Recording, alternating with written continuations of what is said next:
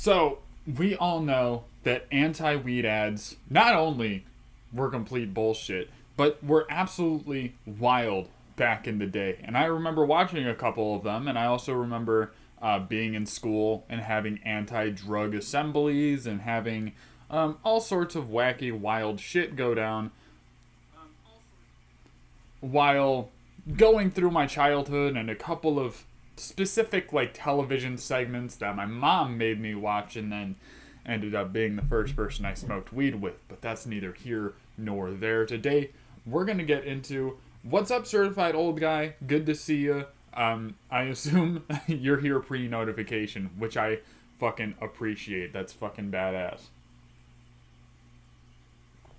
But it's Saturday morning. I feel like hopping on stream, having some fun, looking at some wacky shit, and apparently not listening to you guys because you guys hated this idea. But let's get into it anyway. So, are there any like anti-weed ads you guys remember from your childhood, or like the like early 2000s, maybe the 90s or the 80s that you guys remember that were fucking absolutely off the wall? If you do, leave them in the chat.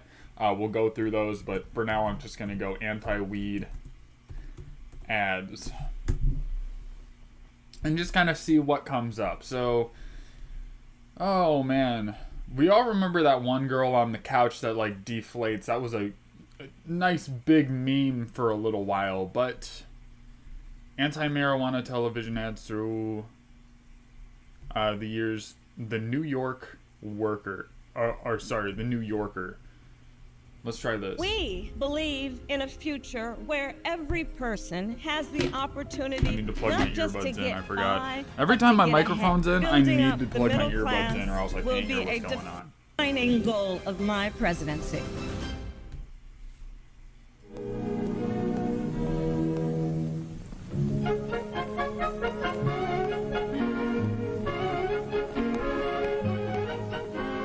Youth is a happy time and a carefree time. Damn right. But sometimes in these troubled days, the very thoughtlessness of youth has led to a living nightmare. Addiction to drugs, to a... First off, the audio is absolute garbage. Their microphones that they had back in the day, I imagine this was filmed in the fucking 80s. Garbage. Absolute trash. I love the 2020s. often acquired with tragic carelessness, may take control of a life. Hey, young America, we need to talk about something called grass. Not that grass. I'm talking about marijuana. It's stimulating, mind-expanding, safer to use than alcohol, and as much a part of growing up as smoking corn silk behind the back fence. Such are the myths concerning marijuana. Hey, Joey. They just laid out a bunch of facts about marijuana, and they were like, nah, these are all myths. Source? Trust me, bro. It's definitely not safer than alcohol. That's absolutely false. What the fuck?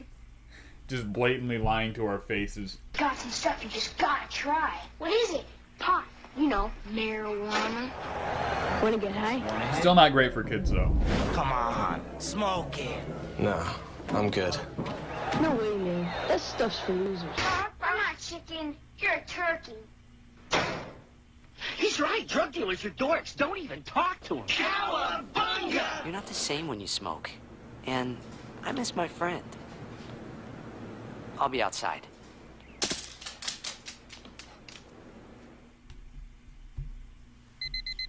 If your dog's talking to you, that was not weed your plug gave you, man. That was not weed. It might have been weed, but it might have had DMT in it. Doesn't heal all wounds. Hard work, persevere. Marijuana? Why not? Let's just fucking run through a bunch of these. This is Mary Jane. You may know her a little better by her Sexy Spanish name, bitch. Marijuana, of the family Cannabis sativa. Wherever you meet her, you'll also find a controversy brewing. Her detractors declare she's too dangerous to associate with. Her defenders say she not only is completely harmless, but entirely desirable. The truth about Mary Jane is somewhere between the two extremes. The most familiar form of this controversial substance is cigarettes, made from the ground upper leaves and flowering top of the female plant. Sometimes marijuana is smoked in a pipe or eaten in cookies, cakes, or other forms. Marijuana legally falls under the Narcotic Act, but it is not a narcotic. This is the type of shit they would show kids in, like, school for, like, an anti-drug campaign. Could you imagine your kid coming home and you have not told them about marijuana, they haven't been exposed to it, they don't know what it is, and they come home and they're like, Mom or Dad, what is a marijuana cookie and have I eaten them? Because I was told about these things in school, and I'm curious about marijuana. And then you have to sit them down and tell them the fucking truth. And then they have to find out that the school administration is lying to your face. And building this whole mistrust in the system. It's absolutely fucking crazy. Because I feel like anti-drugs were like the first thing for me. Like the anti-drug campaigns, them saying that like if you smoke weed, your head will explode or your dick will fly off. All that shit just kind of leveraged the point that I cannot trust authority, and I don't think that's a good thing. I don't think that it's a good thing that we can't trust authority in this country, because that shows a crazy like gateway for hardcore corruption, which we all know is going on, but it's just the first thing that tipped me off that I cannot listen to anything that someone has to say to me if they're trying to get me to not do something, and that can get you into a lot of dangerous situations. But it's one of those things where it's like, well, if that was bullshit, and I know it's bullshit because my boy Kyle down the street smokes a ton of weed and his head hasn't exploded, so what the fuck is gonna, like, what else is bullshit? Narcotic. It is a mild psychedelic drug which in sufficient dosage causes a person to hallucinate. That is, imagine he sees or feels certain things. Most people begin using the drug out of curiosity or in search of a thrill. Use of marijuana is growing rapidly in the United States, particularly among teenagers. Estimates are that nearly 8 million Americans have tried marijuana at least once, and 2.3 million use it more or less regularly. It is calculated that 675 million marijuana cigarettes were smoked in this country in 1967. Most of the marijuana used in the United States comes from Mexico. Even the name is borrowed from south of the border. It is widely produced in most other countries, including the United States, even though it is illegal to grow, sell, or possess the drug in this country. The appearance of the marijuana plant belies its effect on the user. It grows about 5 feet tall with a hollow, square-like stalk up to 2 inches in thickness. Hollow, square-like stalk? What the fuck does that mean? The stalks are cylindrical. What the fuck? What? Did I mishear that? Countries, including the United States, even though it is illegal to grow, sell, or possess the drug in this country. The appearance of the marijuana plant belies its effect on the user. It grows about 5 feet tall with a hollow, square-like stalk up to 2 inches in... Yeah, it's a hollow, square-like stalk. I mean, they are hollow for the most part. You can get plants that aren't hollow and don't have a hole in them, but their stalks are cylindrical. What the fuck are they talking about? In thickness. Its long, narrow green leaflets are raggedly pointed and grow irregularly on olive-colored stems. When burning, marijuana... Grow irregularly? Like they have, like, varying shapes and sizes? Because that could go for pretty much anything, unless you mean, like, it's not a regular type of leaf, which it's very unique, yeah, sure. Marijuana has a distinctive, heavy, sweetish odor. Smoking marijuana usually has certain characteristic effects on the mind and body. First, it causes an exaggerated, carefree sense of well-being. It heightens emotions at first. In some, this mood may progress quickly to irritability, excitability, and even violence. The response in others is similar to a sedative. Don't smoke weed, it'll make you violent. Marijuana impairs judgment, often with frightening consequences. It causes certain individuals to become aggressive and belligerent. Still others, when deprived of marijuana after becoming psychologically dependent upon it, become so irrational that they become homicidal.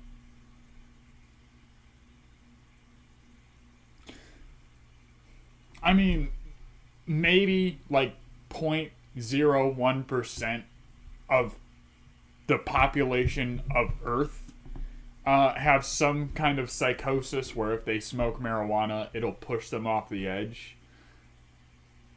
But but to throw in an anti-weed ad that if you smoke weed it will possibly make you homicidal or suicidal is absolutely unhinged as a blanket statement. Or suicidal.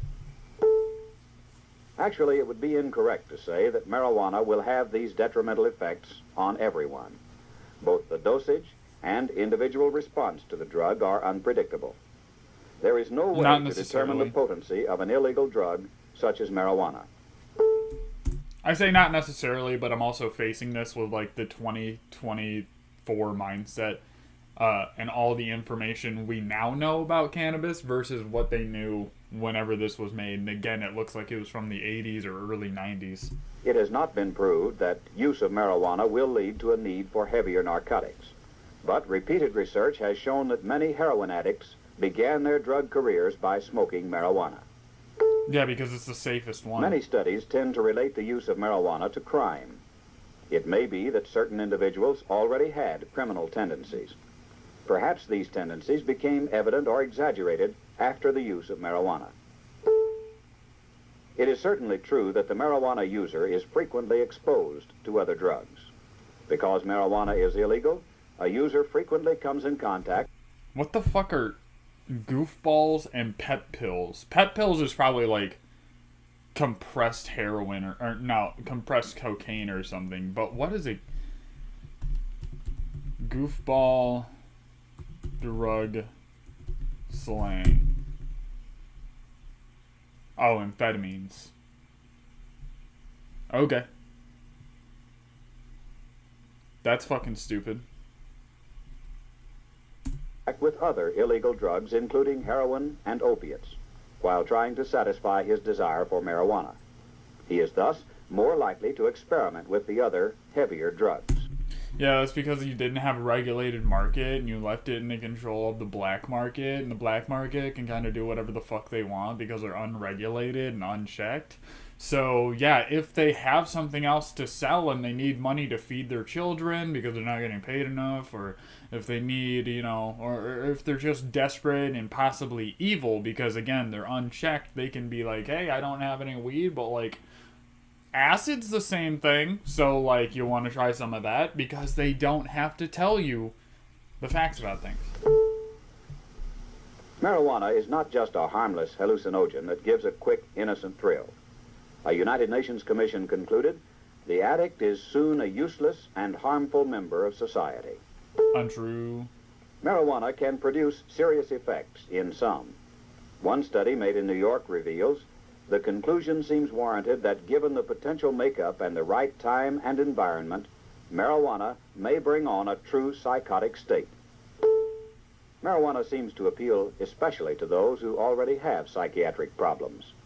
This may be just the push such a person needs to propel him into a major problem.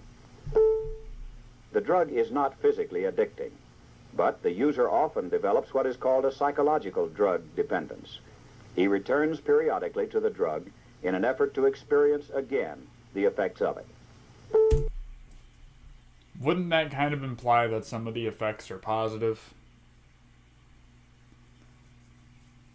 It's like, yeah, I don't need it, but like, I like to use it. I mean, that can apply to fucking anything. Like, you don't need a house, but like, it's more comfortable to use a house. You don't need a garage for your car, but it makes life a lot more comfortable. You don't need a fucking video game console, but it makes life a lot easier to deal with escapism. And if you want to go down the escapism route as a fucking umbrella, there's, sure, marijuana, also video games, television, books, imagining things. People like fucking going to sleep for fun and fucking dreaming and going to a completely imaginary world that you won't even remember 2 seconds after you wake up. Isn't that a waste of time? Can't that have negative side effects? Fucking yeah. You know what else is escapism? Anything fucking creative, like making a boat. But at least if you make a boat, you get something out of it, I guess, and you could argue that that's a little bit more productive because you could sell it to people, but you can also sell marijuana to people, so what the fuck? It is difficult to say just how much danger is in a single marijuana cigarette. Controlled research indicates that a cigarette containing 1,500 micrograms of tetrahydrocannabinol, the active ingredient of marijuana, will cause a 150-pound man to feel giddy, happy, and relaxed. God, I would hate that. I would hate to feel giddy, happy, and relaxed. That would suck so hard. Fuck. 4 times the dose, and he begins to hallucinate. Double it again, and psychotic episodes result. It is estimated that a strong Mexican marijuana cigarette contains about 6,000 micrograms. But no one knows exactly.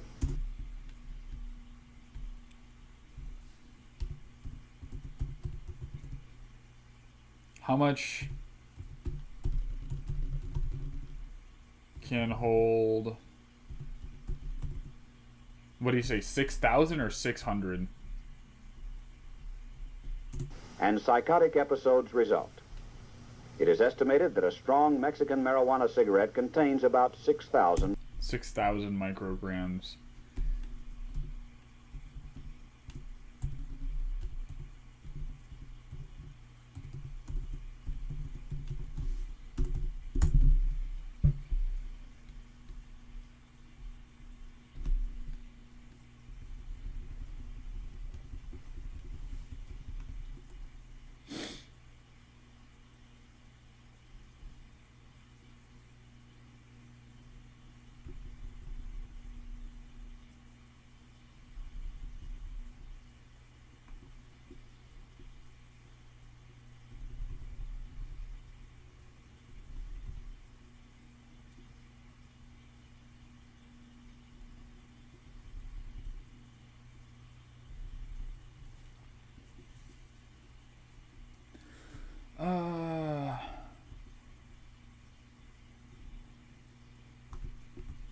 How many micrograms in a milligram?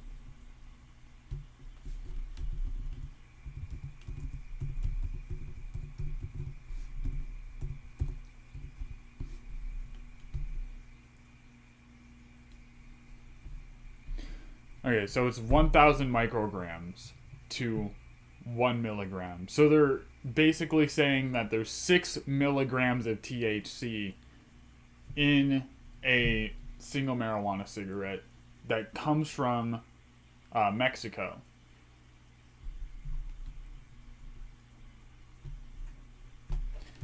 How many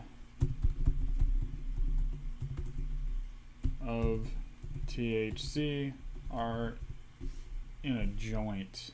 Let's try that.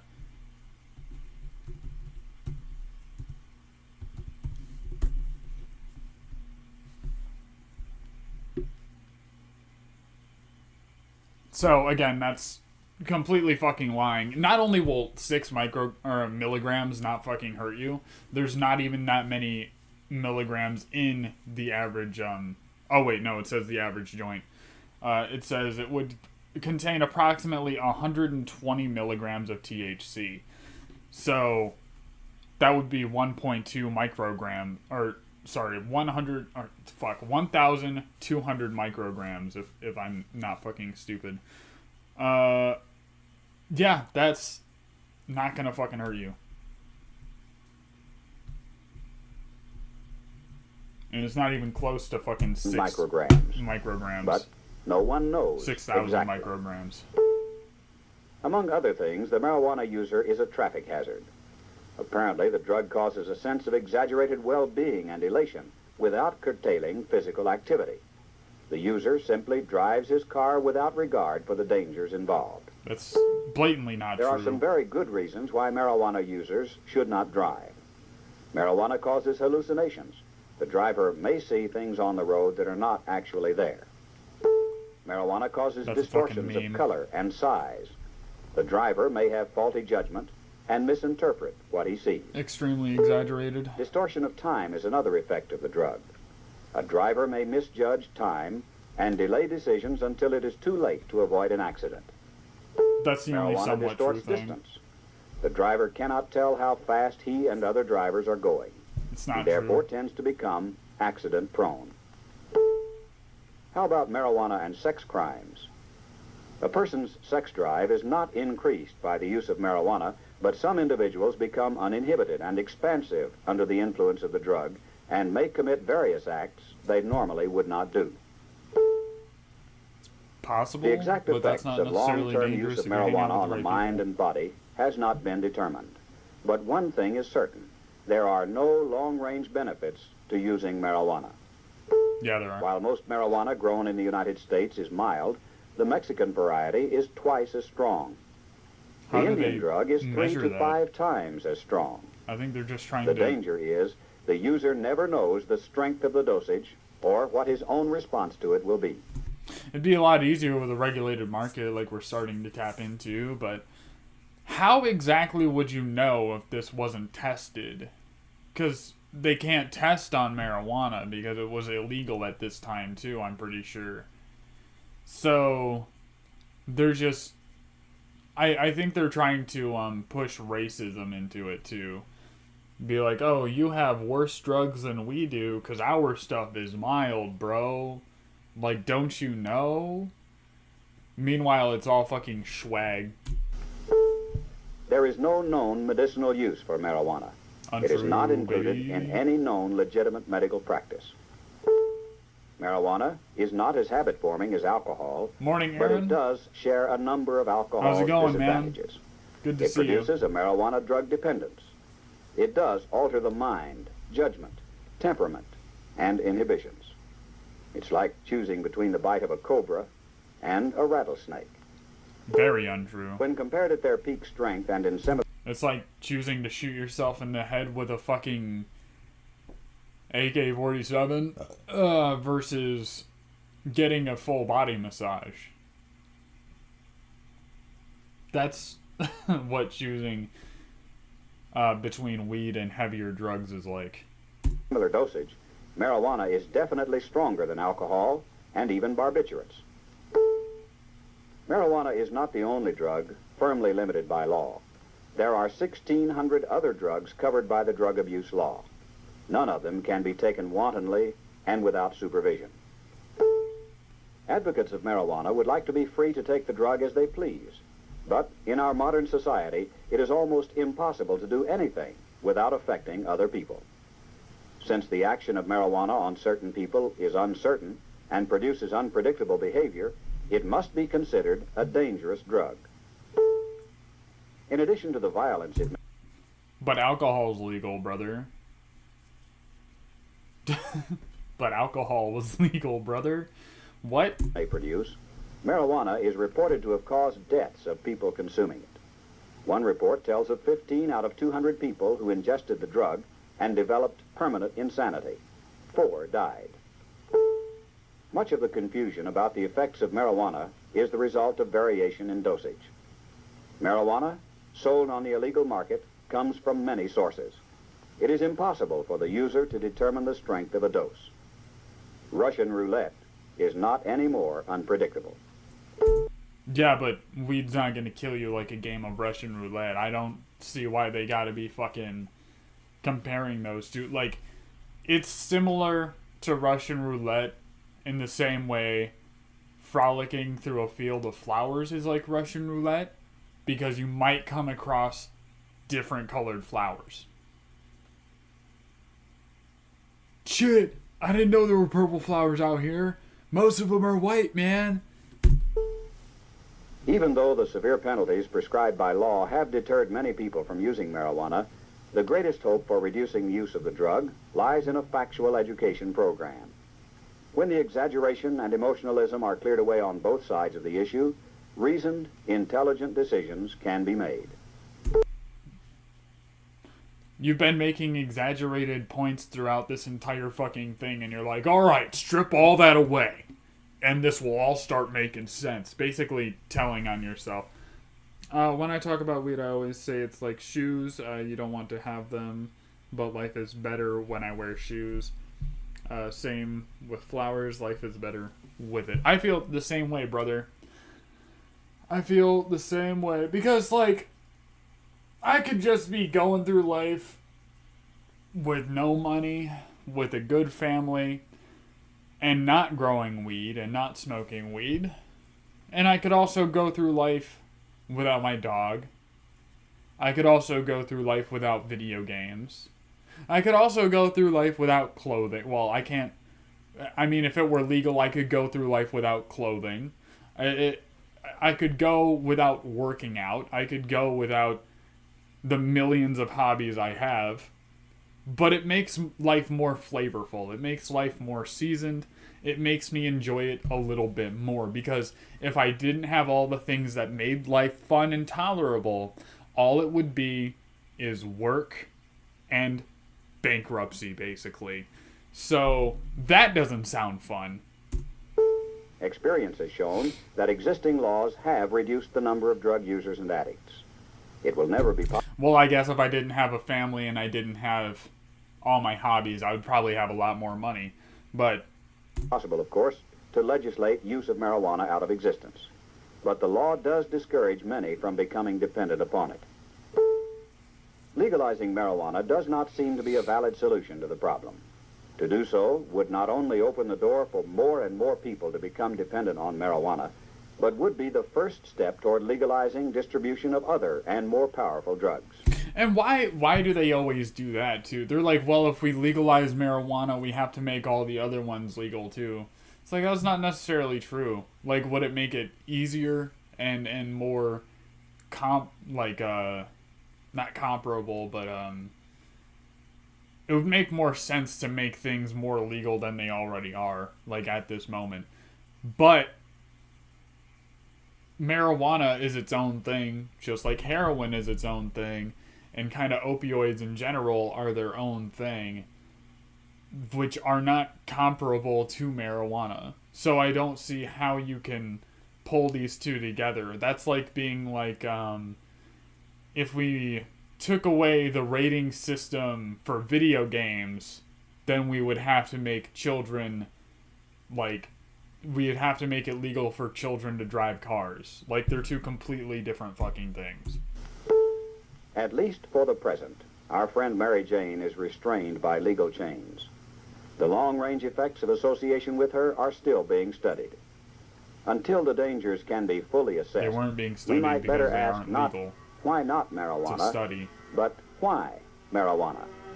I feel like scientists should be exempt from those kinds of laws.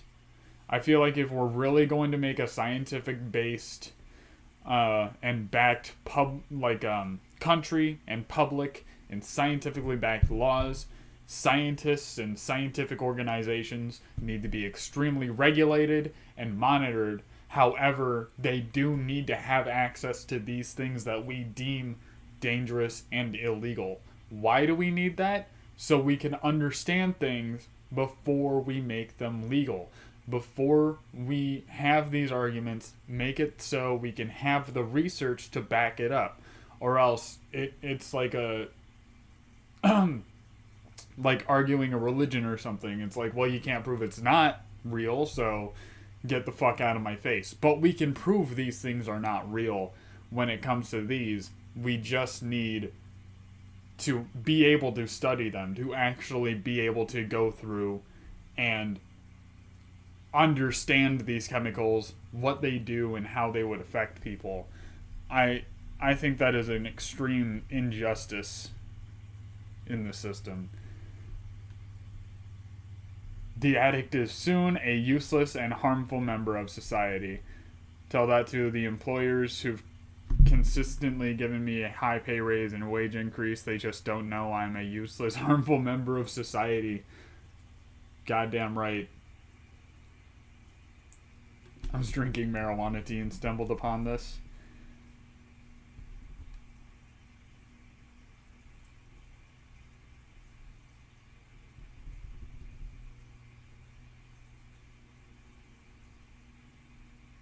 They definitely should have made one of these on alcohol.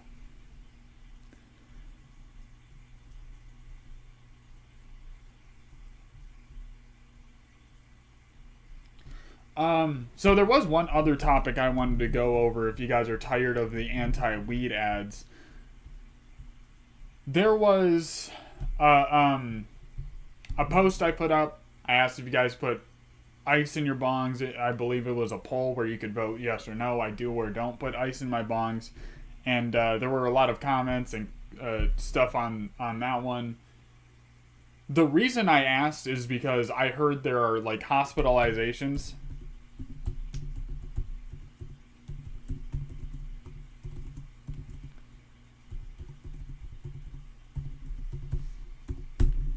due to people putting ice in their bongs, because apparently, allegedly what's going into this, what I know right now, is that people are putting ice in their bongs and then smoking it, and then shards of ice are coming into the smoke and getting, like, broken off and into the lungs of people who smoke.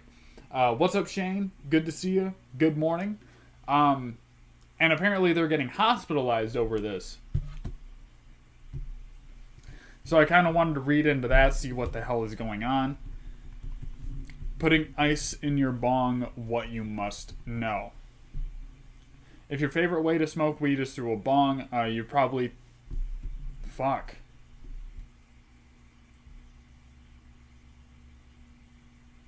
No way, I've been doing this for years. I'm on the same boat, man. I've also been putting ice in my bong for a long time, but for the past little while... I have not been putting ice in my bong, and that's just because I'm scared to go to the hospital. I smoke weed, but I don't really fuck with my lungs like that. Like, I don't smoke tobacco, I haven't smoked, like, DMT or anything like that, and I don't want to get anything in there. I work as a mason right now. I'm a mason tender, and one of the big things are it's a silicone dust, and the minerals will break off of pretty much everything. So brick, block, stone, pretty much everything has that silicone dust to it. And that can get into your lungs. And it can get into your lungs and cause respiratory problems. And then I would have to be hooked up to a fucking tank my entire life. And one of the things with that is that there is no cure when it comes to getting that silicone dust into your lungs.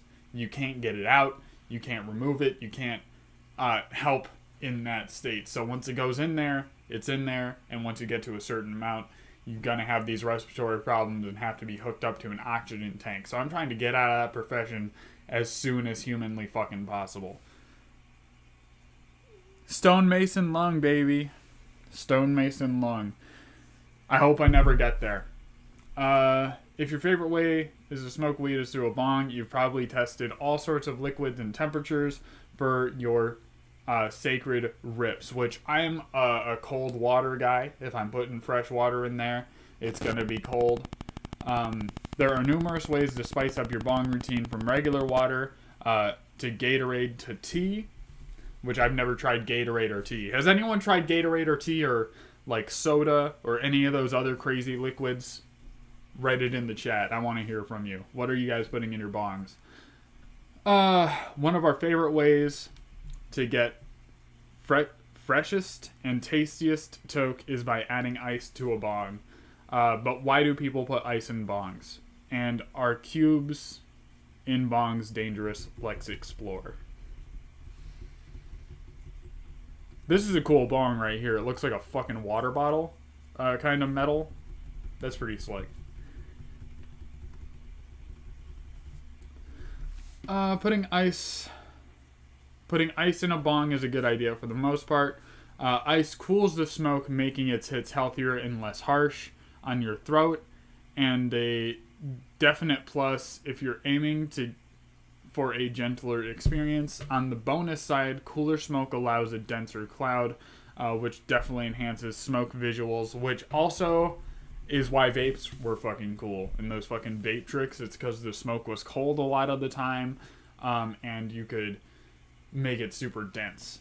But as the ice melts, the rising water level could lead to unwanted splashes. Temperature shifts could potentially stress your bong as well, depending on what material it's made from. So while ice can level up your smoking game, moderation and mindfulness of your bong's capacity are key to avoiding frosty fox paws.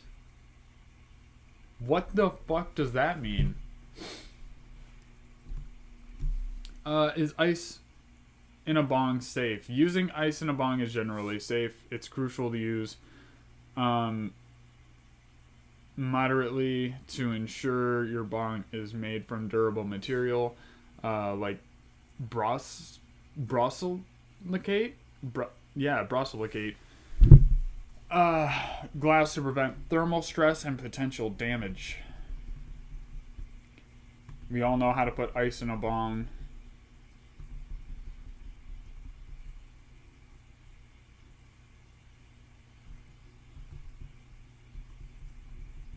Okay, so that article didn't really talk about the hospitalizations.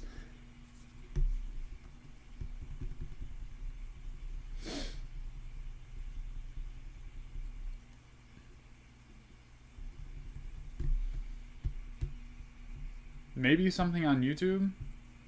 Maybe I can find the original video that I saw that was talking about it.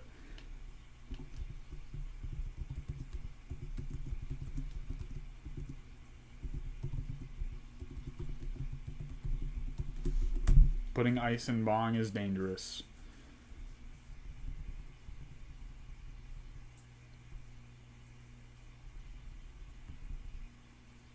It was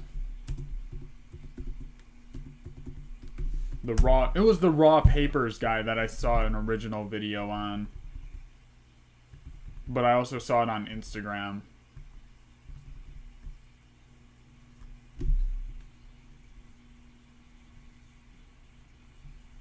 Maybe Raw OG 420. What's up, OGs? Welcome back, and if you're new here, welcome. So today, I'm going to be talking about putting ice in your bongs. So if you have a bong and you got an ash catcher, you have the decision if you want to put some ice in it. So obviously putting ice in it is not something that's going to take a while, but you got to think to yourself, is it really worth it? So for this video, I'm basically going to compare smoking out of a bong with ice and then smoking a bong without ice, and I'm trying to make them like as similar as possible. These are the two biggest bongs I have that are the most similar, so hopefully taking rips off them won't be too like different as if it would be without ice, you know what I mean? So I'm surprised after like ripping these two bongs for a while, I've come to the bongs. conclusion that they're almost pretty much the same. The only difference is this bong stacks up the smoke a little bit different, and it's just a different piece. But the main idea is just to see if smoking with ice in the ash catcher is worth it. Is it worth it to load ice in there every time? Does it really cool down the smoke a lot? Just all those types of questions. Alright, so he doesn't seem like he's going to be going over it either. I'm not seeing any fucking reports on it.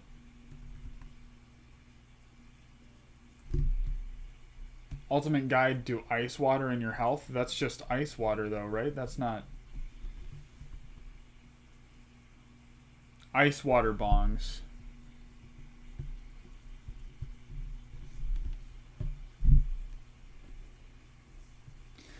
So is it talking about...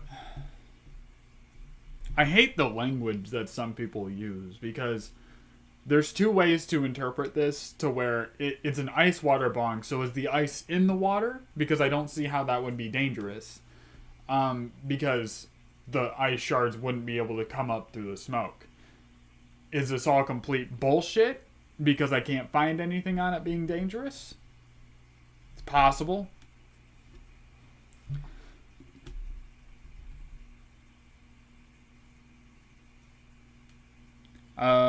Why do people use ice water bongs? Cooling. One major appeal to using bongs lies in their capacity to cool the smoke by filtering through water prior to inhalation. By cooling the smoke, ice water bongs are perceived to reduce irritation and discomfort while preventing coughing and irritation.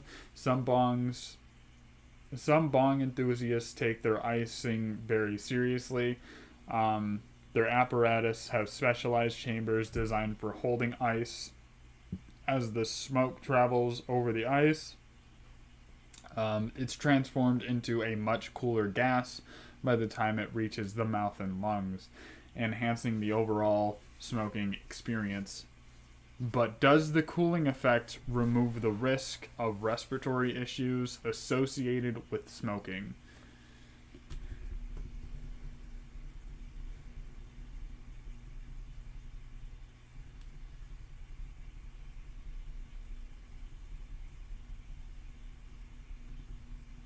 So one of the comments I got actually was about the ice taking up things that you want. Here, I'll actually read the comment.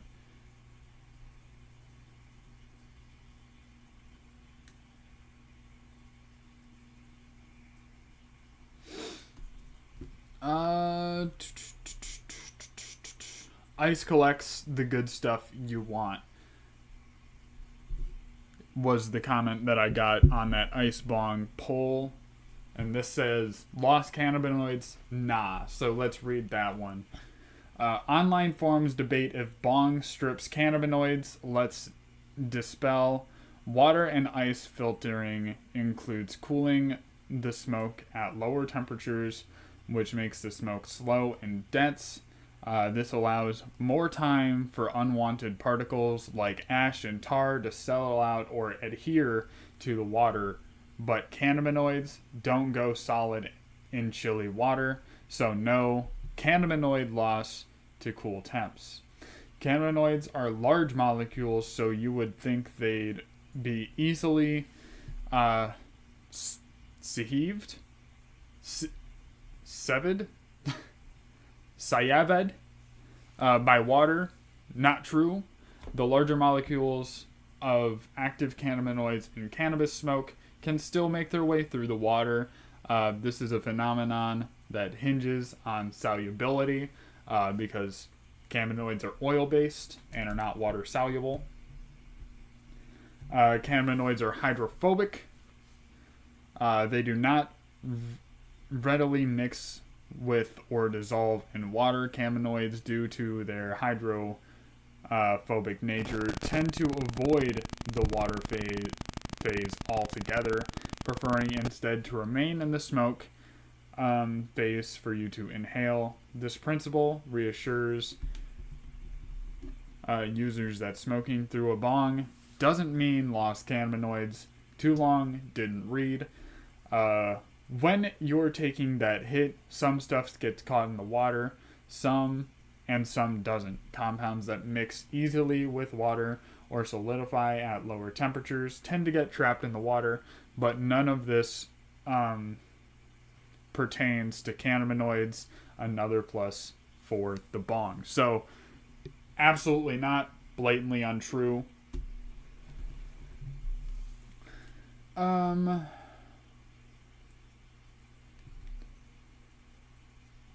Condensation in water bongs vapor mix. The moisture reduces irritation.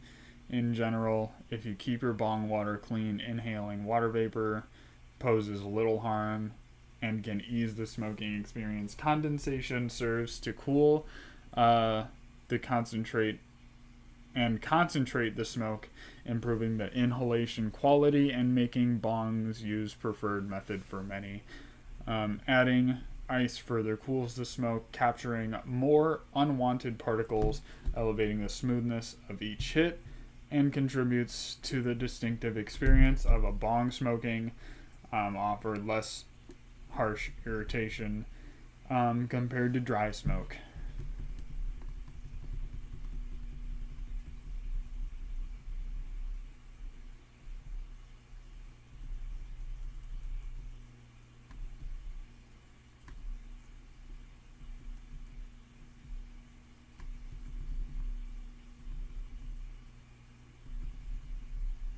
Okay, so I'm gonna try to find the original video that I saw. Not trying to search in my DMs.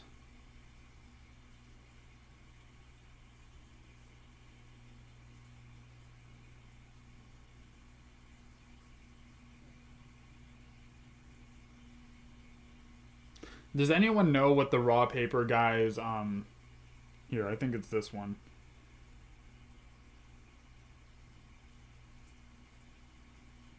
Yep.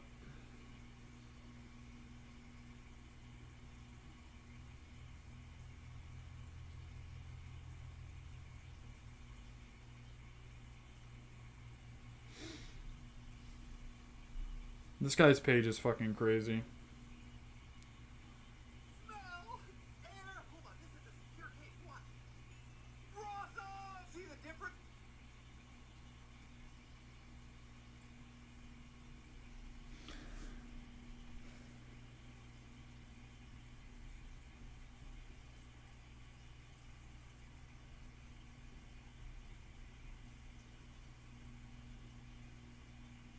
Okay, so to be fair, I did watch this a long time ago, and this guy's fucking Instagram reel is fucking stacked. There's so much shit on here.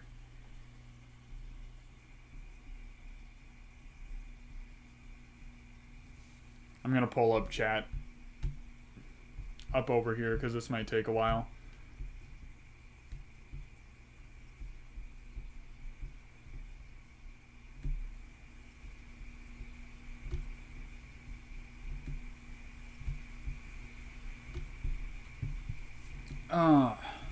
So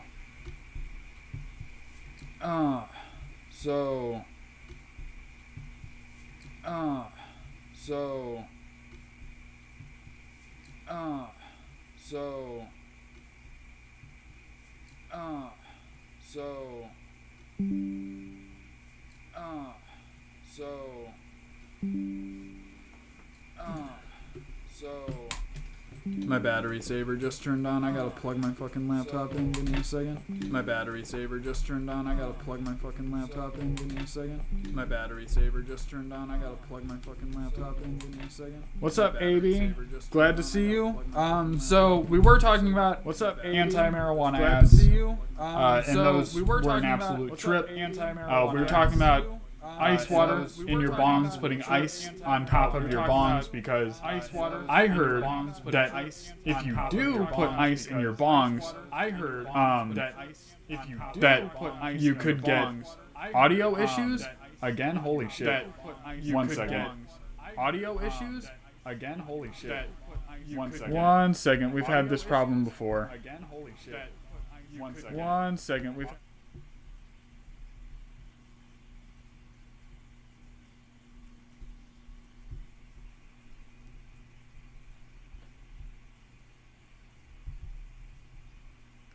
All right.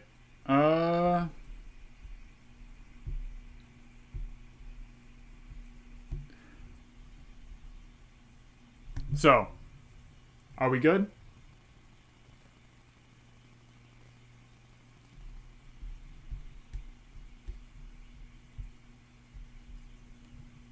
Yeah, we should have fixed that problem right there. Fantastic. Glad to see it. So, what I was saying is that apparently putting bong, like ice on top of your bong, was like causing hospitalizations. And I only heard it from one source. I heard it from the Raw Papers guy. And I know he's a little bit of a wild character, and he probably says some stuff that's a little bit exaggeratory, but I didn't think he would lie about that. But I also can't find anything on it on the web. So we've been trying to look, see the side effects of ice in your bong, see ice water bong, trying to figure out what the hell's going on. And now I'm on his Instagram right now, and I'm trying to find where I saw this original video so I can show it to you guys and understand what the hell's going on. Maybe see if he linked any sources in his actual video. So that's what we're going on. How's it going, Hades? Headies, sorry. Good to see you.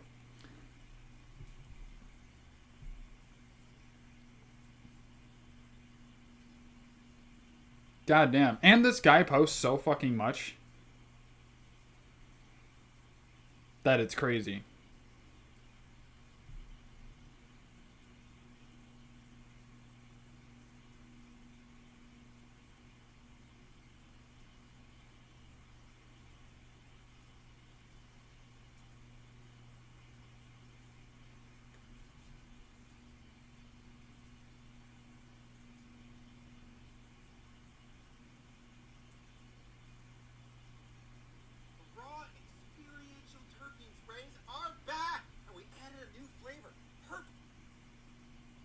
I'm not a big fan of flavored papers anymore. I used to like them back in the day. The garden's looking good. We got 3 Chill Out OGs in there, and then outside we have 2 White Widows, an AK-47, and a Cherry Cookies that's going through a re-veg. So that's good to see. Everything is going solid so far. I did just give them their first feeding, and I used Remo-based nutrients, and then I also used the Stash blend. I used a half teaspoon for the gallon, and they're looking pretty good. I'll actually post some pictures today later on my Twitter account, and then probably also my Instagram, just so you guys can see that.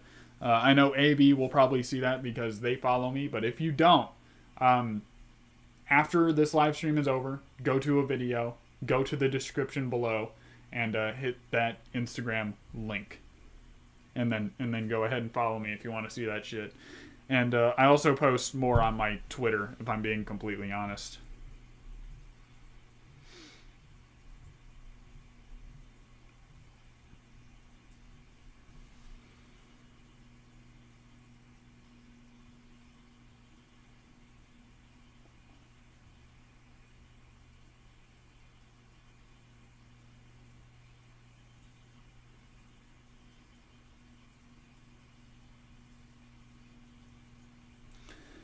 This is fucking unreal.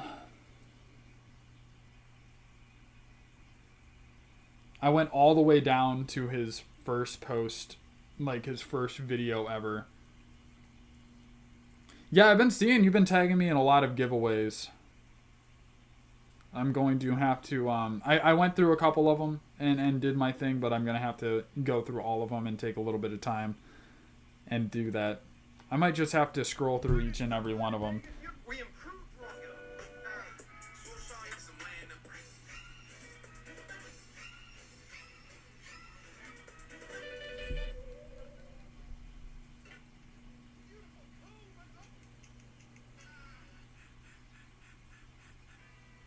This is absolutely wild. He might have deleted it. Vinegar makes a fantastic natural fertilizer. How's it going, Dank Tech? Good to see you. I've never actually used vinegar in my garden, other than to like clean up like the walls.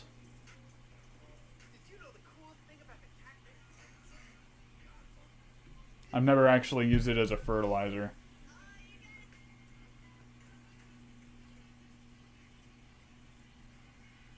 It's crazy acidic. I mean, vinegar's pretty acidic.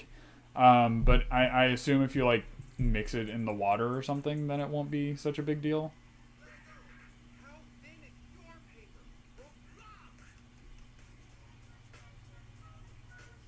But if it works, man.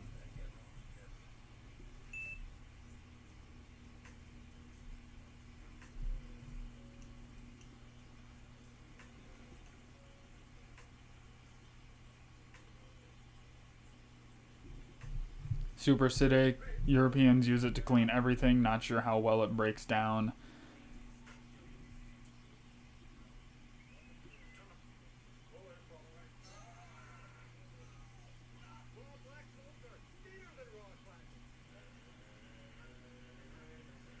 Here's something I've been curious about. Why are raw black cones better than the classic? Raw black cones are thinner than raw classic. Oh, they're thinner. Being equal, a thinner cone will burn slower. So if you want more slow, now you know. Gotta go. Water,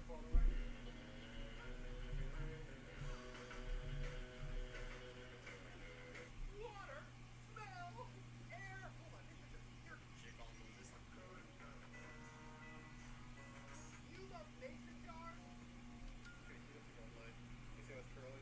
Okay, yeah. That's how we know it's real. Awesome. That's real.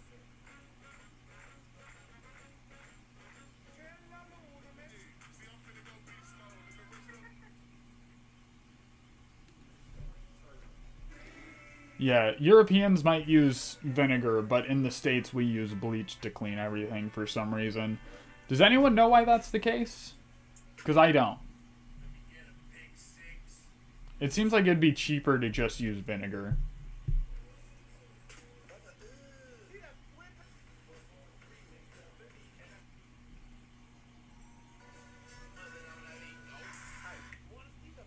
copyrighted music. Gotta love it.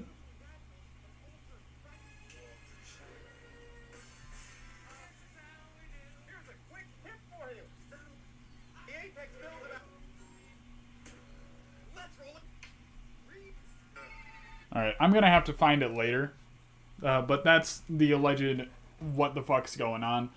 Is there any topic that anyone wants to go over? Anything interesting going on in the cannabis community right now that I might not have heard of? Or is just simply interesting to talk about? I know that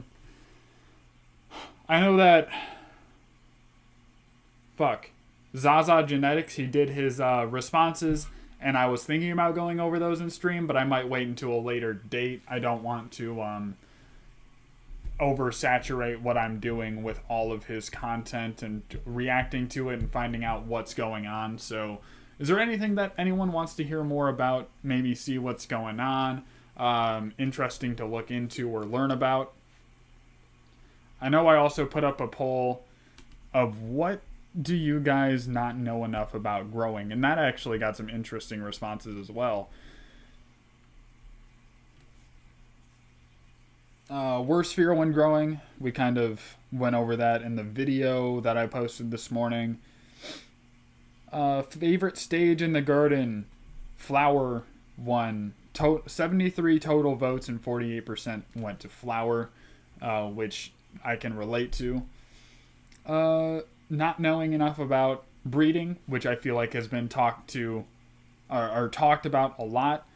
Choosing genetics can be a difficult thing, but as long as you're going with a reputable breeder and you know how to read descriptions, you should be able to get it kind of figured out. It just takes a little bit of time picking out good genetics, knowing what people are doing, going over and having. Someone said they're messing up with their curing, cloning, and bugs. Nutrition, the drying and curing stage. As a breeder, you can never get enough of the breeding subject.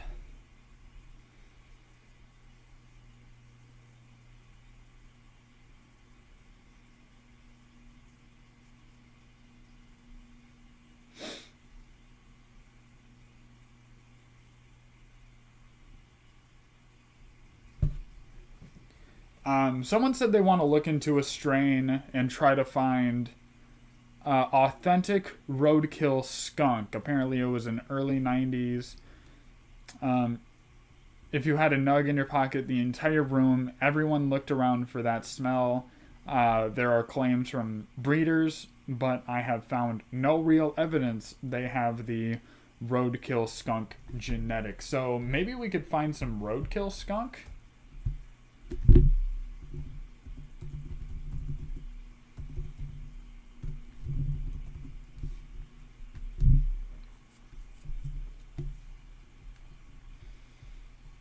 Roadkill skunk is an indica dominant hybrid, 80% indica to 20% sativa, strain created by a breeder at the infamous Sensi Seeds Farms as a dank cross between instantly popular skunk number 1 crossed with Afghani strains.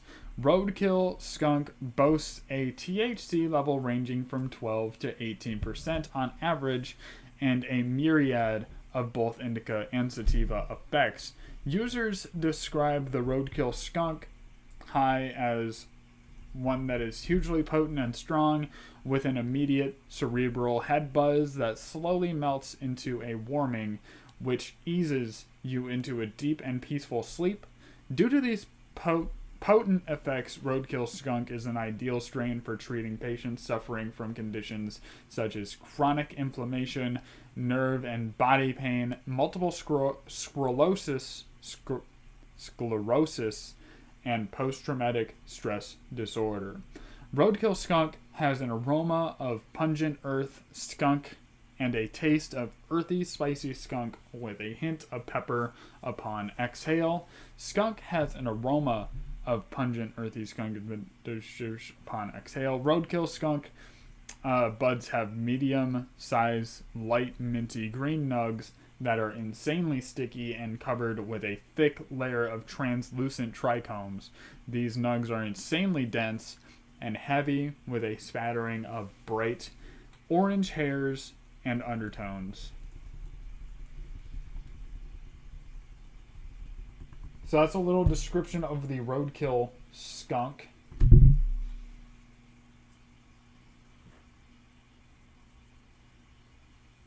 What's up, T-Flow? Good to see you.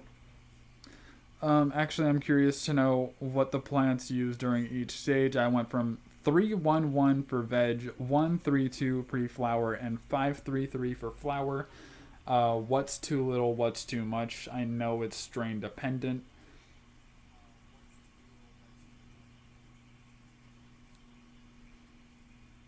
Haven't seen roadkill skunk for 10 plus years. 0.5? What's the 0.5 about?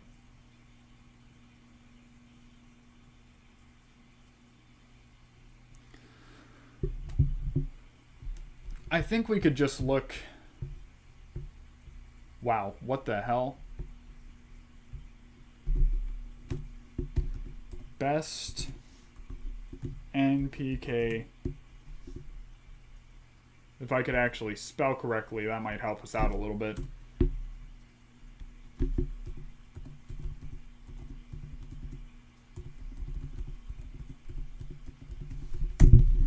For cannabis stages. Oh, 0.533. Okay. My bad. I read that wrong. The ideal NPK ratio for cannabis will vary depending on stage of growth. Here are some recommendations. Early to mid bloom, it says a 1-3-2. Late flower stage, a 0-3-3. Seedling, 2-1-2. Early vegetative, 4-2-3. And vegetation stage is a 10-5-7.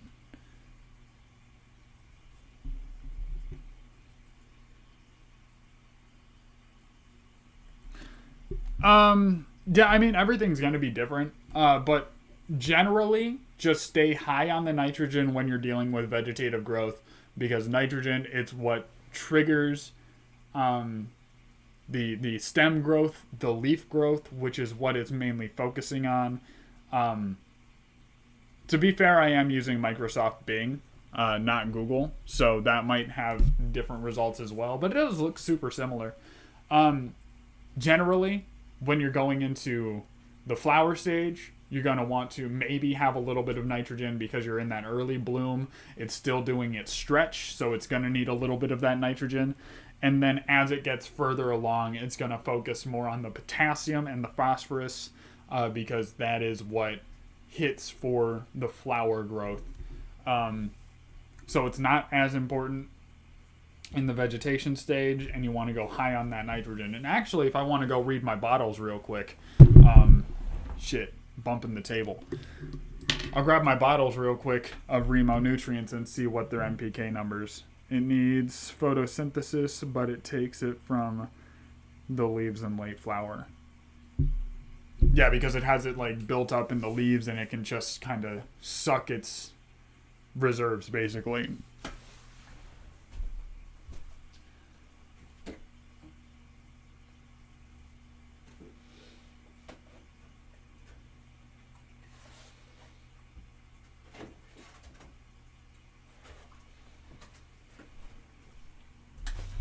All right, so I got my collection of bottles here, and we're just kind of gonna go down the line. So starting out with the Magnifical, which is a magnesium supplement. Let's see what else is in here.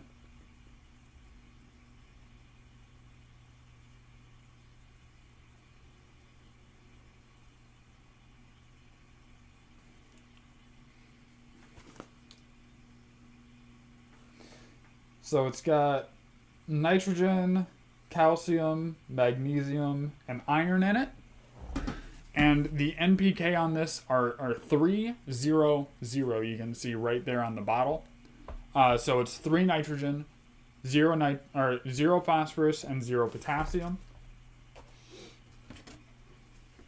And I believe the numbers have to do with the percent of parts throughout the bottle. So basically this bottle is 1%, or that one would be 3% nitrogen, 0%. So we also have Velo Kelp here, which has nitrogen, phosphate, soluble potash, aquatic plant extract, humic acid, monosilicic acid, and it's a 1-1-1.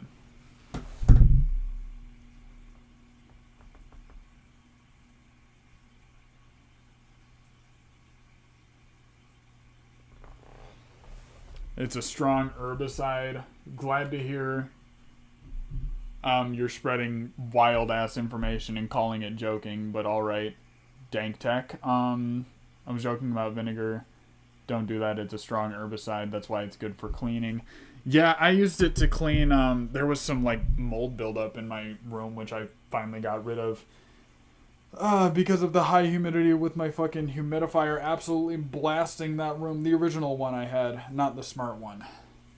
So I had to fucking take everything out of there, clean up the room, and then get my grow going again. We got the grow, which is a vegetative nutrient, which has a little bit more of the phosphorus and a little bit more of the potassium. But it is used only in the vegetative and not in the flower at all. It's got nitrogen, phosphate, soluble potash, magnesium, sulfur, boron, manganese, and zinc. And it's a 2-3-5.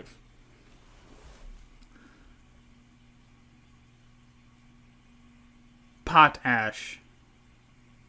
Sorry, I'm American, so I'm going to say potash.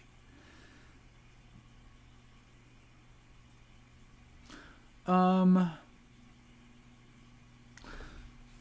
could actually pull out the stash blend and see what it says. But I got one final bottle, and then I'm going to put them away. And this is the Bloom, which is only used in flour. It has 1 nitrogen, 4 phosphorus, and 7 potassium. So that NPK number, the PK is really going up on here. So it's got nitrogen, phosphate, soluble potash, boron, copper, manganese, and molybdenum,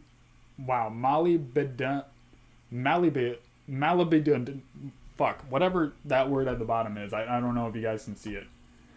But it's got an NPK of 147. So that's kind of a little example of how the NPK numbers move around in the different stages of growth.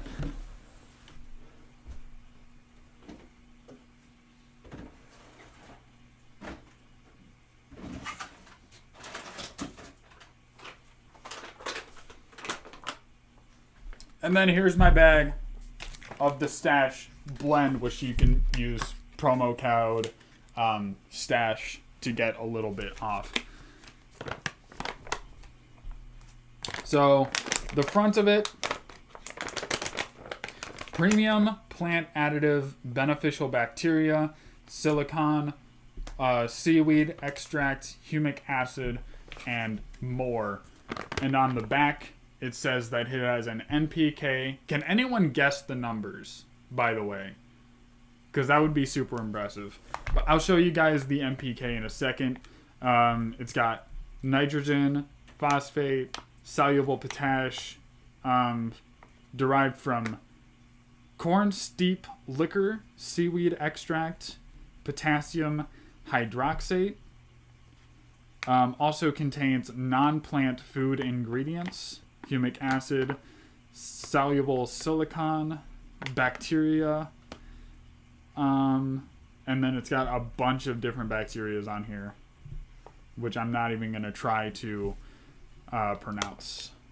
Store in a cool, dry place. Information regarding the grower's house. Expiration date 3/2026. So the Sash Blend NPK is a 215. It says right there on the back of the bag. And it says to mix half a teaspoon to a full teaspoon per gallon of water. Add this when mixing in a nutrient solution.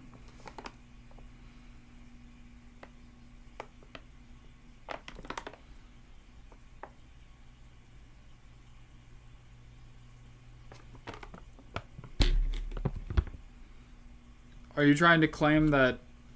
What are you trying to claim lowers the THC? Plant hormones?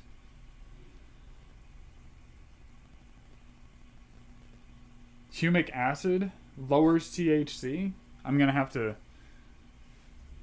look that up because that doesn't sound like it makes any sense.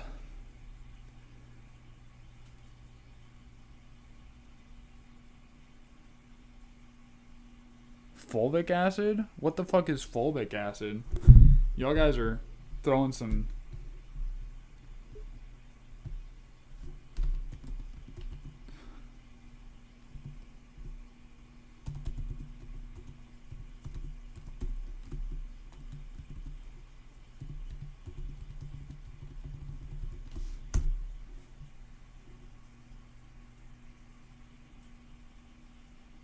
Huh.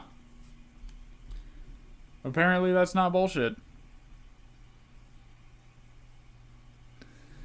Greatly lowered THC, especially on top buds during plants' phosphorus supplementation, reduced overall plant height as well as length of buds, which can reduce overall yield potential and reduce cannabinoid level on sugar leaves, but not buds. So that's interesting.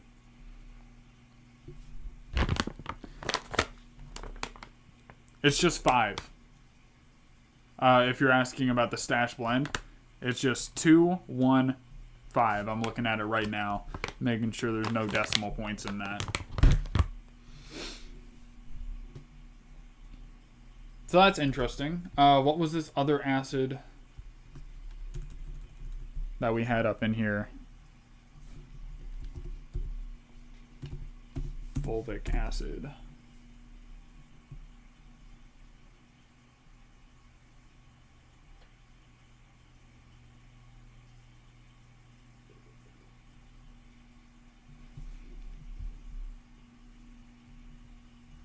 Sometimes we get off topic in the comments, but that's what keeps the stream rolling.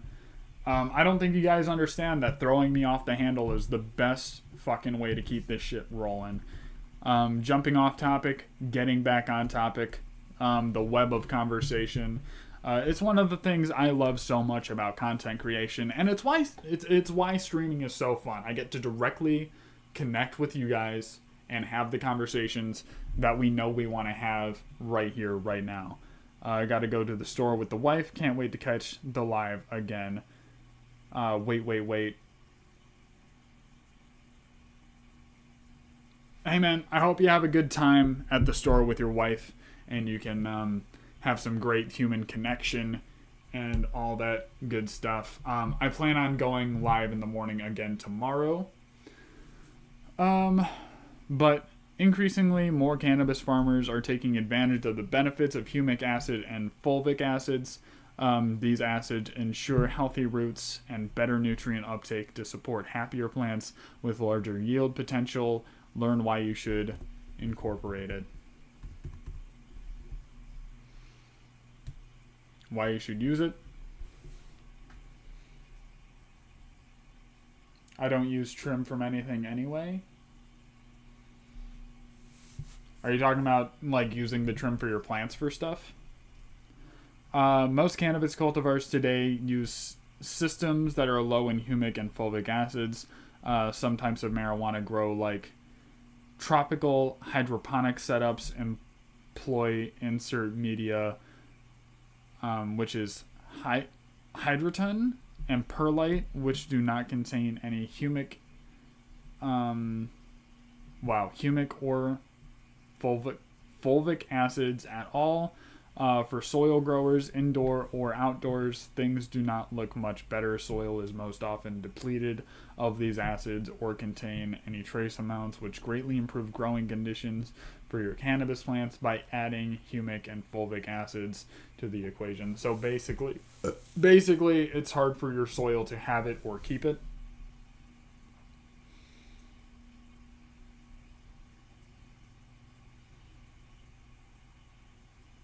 I'm going to have to read the whole study.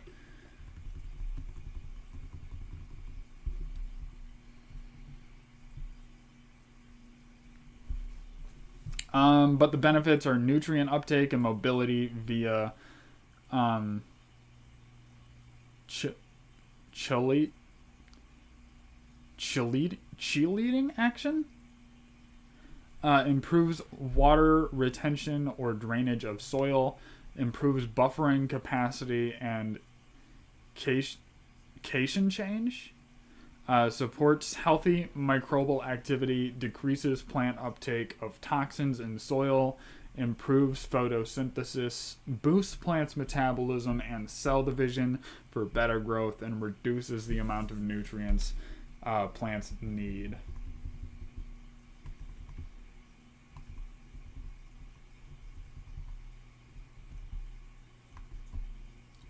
I don't think this Royal Queen Seeds article is going over a lot of the detriments of using it.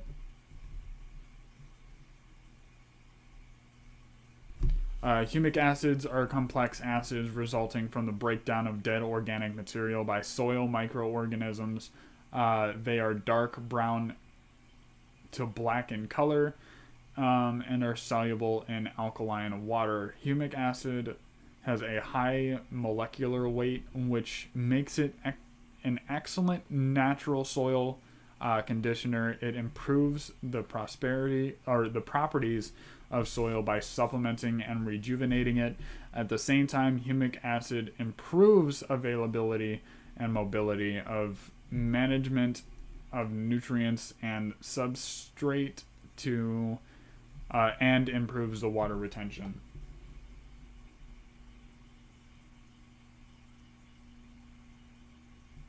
Seems like they're only using it in foliar. Well, if they're only using it in foliar, what's the big what's the fundamental difference? Also, Curly Greenleaf, happy to see you. New face in the chat as far as I can remember. But if they are using it as a soil drain, well, they say they're using it in the soil, and it helps with the water retention and the drainage. So I imagine they're putting it in the soil as well, based on the language that they're using.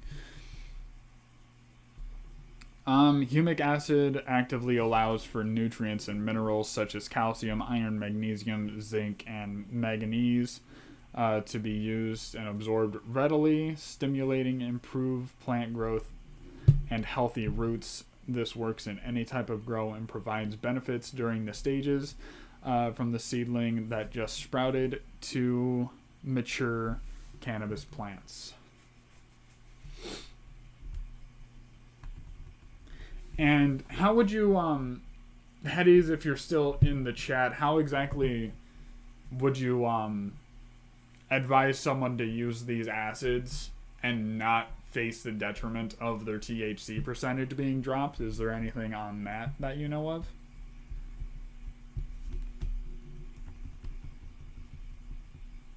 Like, do you just stop using it in flower and just let it drain out, or is there something else to it?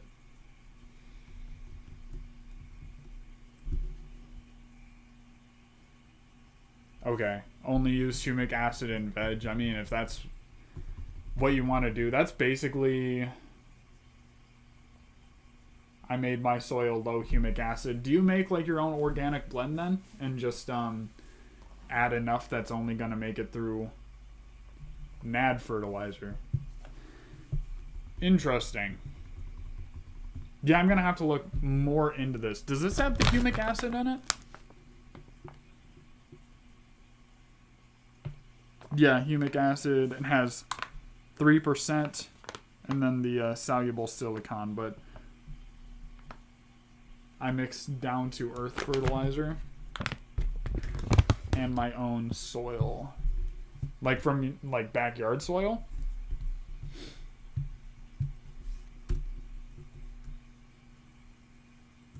And also, are you implying that I should not use the Sash Blend-In flour if I don't want to have my THC percentage affected?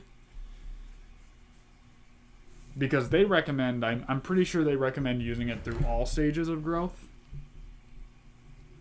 Simply because it...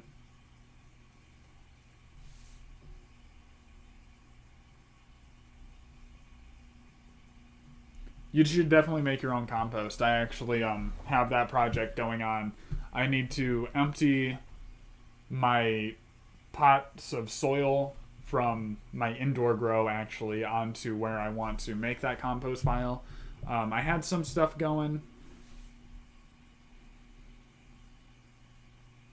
I might try that out. I might try cutting off the stash blend at the end of veg and avoiding humic acid. Just for the experiment. I wonder if any of the Remo nutrients has humic acid in it, because that could be an awkward conversation. But my voice is getting pretty strained. I'm not exactly sure how long we've been going, but it's 9 in the morning, and I'm pretty sure I started around 7. So that's that's pretty close to a 2-hour stream. And I do have other stuff to do. I enjoyed having a conversation with you guys and enjoyed talking to you guys. If there are any topics that you guys want to see in future streams, do not forget to leave those in comments, either in my videos or my posts. I read every single one of my comments, and I enjoy having conversations with you guys. So until next time, I appreciate you guys I appreciate you guys for joining, hanging out, having a conversation. Curly Greenleaf, Hetties, Aaron, T-Flow I saw in here, Dank Tech for joining, AB, always happy to see you, Shane, and Certified Old Guy. All you guys, enjoyed having you along, enjoyed having the conversation, seeing the goofy, blatant lies that people spread about marijuana back in the day, as well as going over some things that are a little bit more current and concerning for our little bit of current future. So I don't really know how to end this off other than saying have a good morning, have a fantastic day, and everyone go have a relaxing weekend. I will see you next time. Thank you very much.